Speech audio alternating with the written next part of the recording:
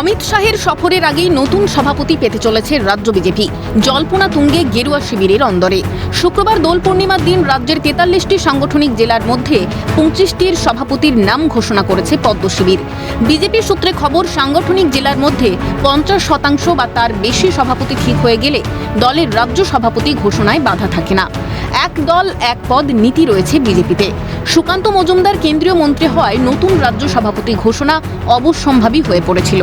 কিন্তু কে হবেন নতুন রাজ্য সভাপতি তা নিয়ে বিস্তর জল্পনা রয়েছে। এই অবস্থায় শুক্রবার রাতে বিজেপির পক্ষ থেকে 25টি সাংগঠনিক জেলার সভাপতিদের নাম ঘোষণা করা হয়েছে।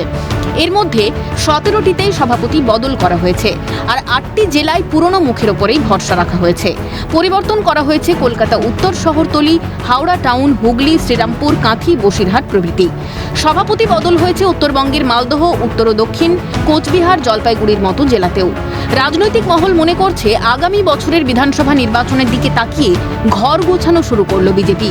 নাম ঘোষণার পর শনিবার থেকে ফের কলকাতা উত্তরের সাংগঠনিক জেলার সভাপতির দায়িত্ব নেন তমগ্ন ঘোষ।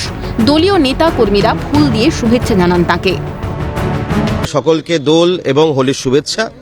এবং আমি ভারতীয় জনতা পার্টির কাছে কৃতজ্ঞ যে আমাকে দ্বিতীয়বারের জন্য আবার দায়িত্ব দেয়া হয়েছে, এবং আমার কাজ এটুকুনি থাকবে। দেখুন, আমরা যারা সভাপতি হই আমরা কেউ পদাধিকার নই, আমরা সকলে হচ্ছে সাধারণ কার্যকর্তা, এবং একজন সাধারণ কার্যকর্তা হিসেবে আমার কাজ থাকবে সকলকে একসাথে নিয়ে চলা।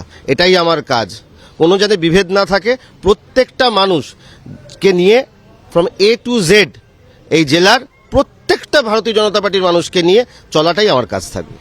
রাজ্য সভাপতির পদে সুকান্ত মজুমদারের স্থলাভিষিক্ত কে হন সেটাই এখন দেখার। রাজ্য বিজেপির সভাপতি কে হবেন সেই নিয়ে এখন আলোচনা তুঙ্গে। একাধিক নাম এই তালিকার মধ্যে রয়েছে।